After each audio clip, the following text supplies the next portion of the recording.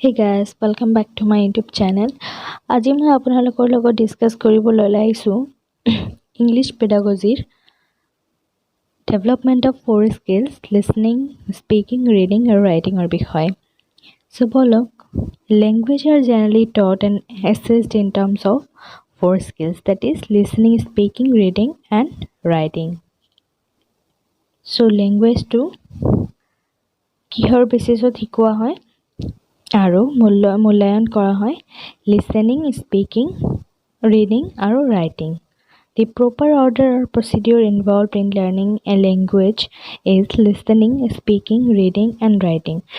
সৰু বাচ্চা এটাই যেতিয়া ফাৰ্ষ্টত chronological orderত শিকে হেতু হৈছে ফাৰ্ষ্টত আমি শুনি পেলাই শিকো তাৰ পিছত লাহে লাহে হি কোৱা আৰম্ভ কৰে ফাৰ্ষ্টত শুনে তাৰ পিছত লাহে লাহে কোৱা ষ্টাৰ্ট কৰে তাৰ পিছত ৰিডিং পঢ়িবলৈ শিকে আৰু তাৰ পিছত হিহঁতে লিখিবলৈ শিকে সো এটো এটা অৰ্ডাৰত গুচি যায় ফাৰ্ষ্টত হিহঁতে শুনে তাৰ পিছত ক'বলৈ শিকে তাৰ পিছত হিহঁতে পঢ়িবলৈ শিকে তাৰ পিছত হিহঁতে লিখিবলৈ শিকে. So in the context of first language acquisition, the four skills are most often acquired in the order of listening first, then speaking, then possibly reading and writing.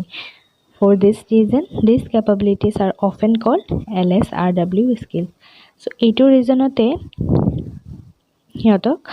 LSRW skills বুলি কোৱা হয় যেহেতু ফাৰ্ষ্টত লিসনিং আহে তাৰ পিছত speaking then reading and writing so এইটো কোৱা হয় LSRW skills.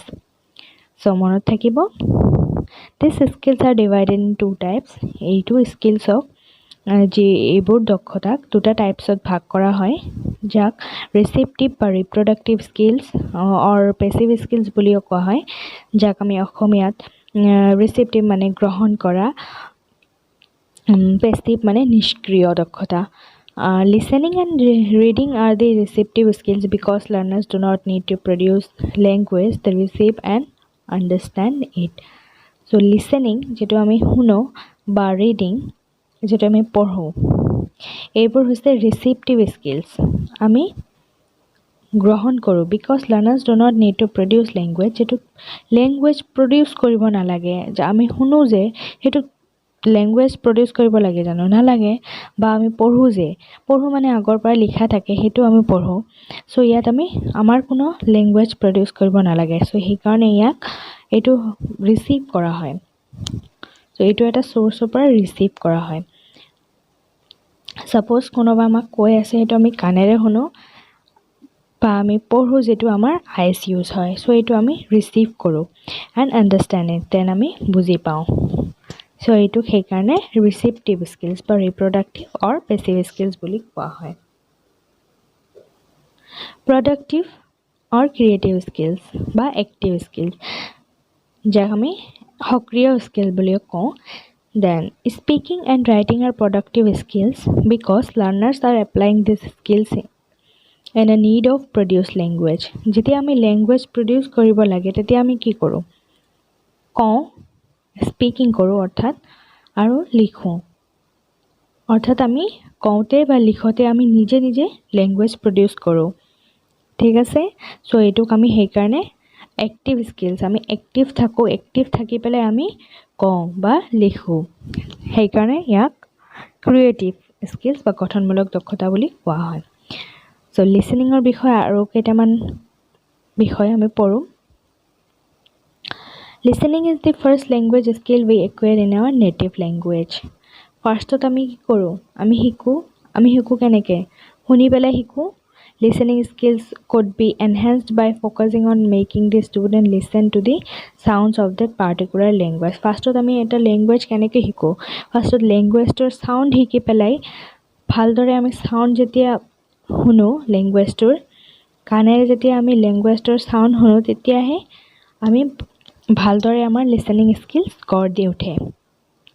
So it is a receptive skill or a passive skill as it requires us to use our ears and our brain to comprehend language. So language এটা বুজি পাব কাৰণে আমাৰ এইটো receptive skill যেটো হয় or passive skill যেটো listening হয়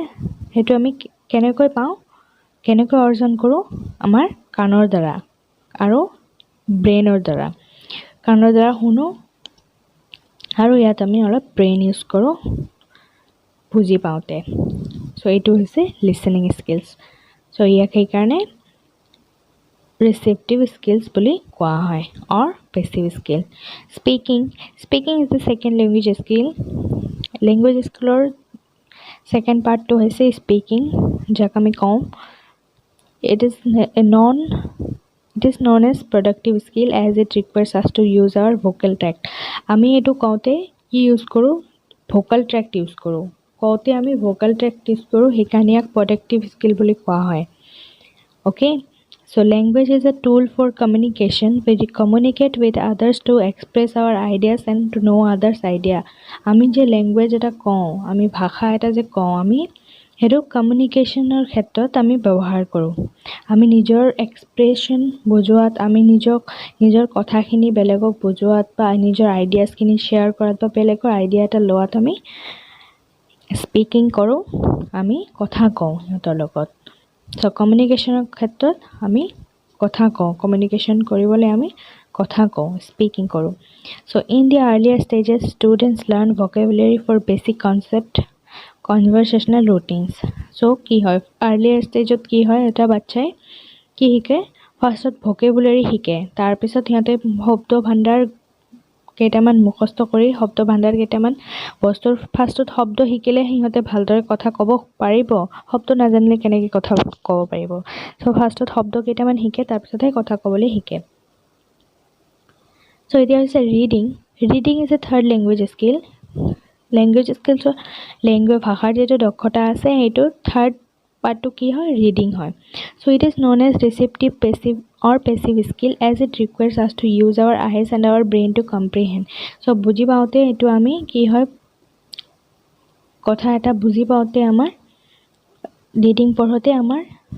ৰিডিং পঢ়ি আমি কথাটো যে বুজিম তাৰ কাৰণে কি ইউজ কৰো আমি চকু ইউজ কৰো আৰু আমাৰ ব্ৰেইন ইউজ কৰো to comprehend so reading is a learning skill it helps you to improve all parts of the english language vocabulary spelling grammar and writing so বুজি পাওঁ রিডিং পঢ়ি পেলাই আমি কি বুজি পাওঁ ইংলিশ ল্যাঙ্গুৱেজৰ আমি vocabulary বুজি পাওঁ স্পেলিং বুজি পাওঁ আৰু গ্ৰামাৰ আৰু ৰাইটিং কেটা সব কেটা আমি বুজি পাওঁ so while reading underlining of keywords is a must so reading পঢ়োতে keywords বিলাক যেটো important words বিলাক আছে হেবিলাক আন্ডাৰলাইন কৰিলে আমাৰ বুজি পোৱাত সহায় হয় so 4 নম্বৰ পাৰ্টটো আছে writing so writing is a fourth language skill 4 number language skill টো হৈছে writing it is a productive or active skill as it requires us to use our hands and our brain to produce the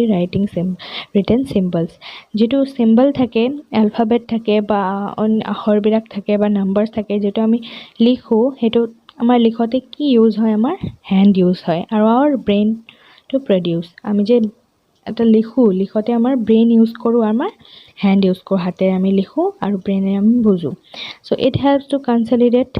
in their grasp of vocabulary and structure and complements the other language skill so etu ki hoy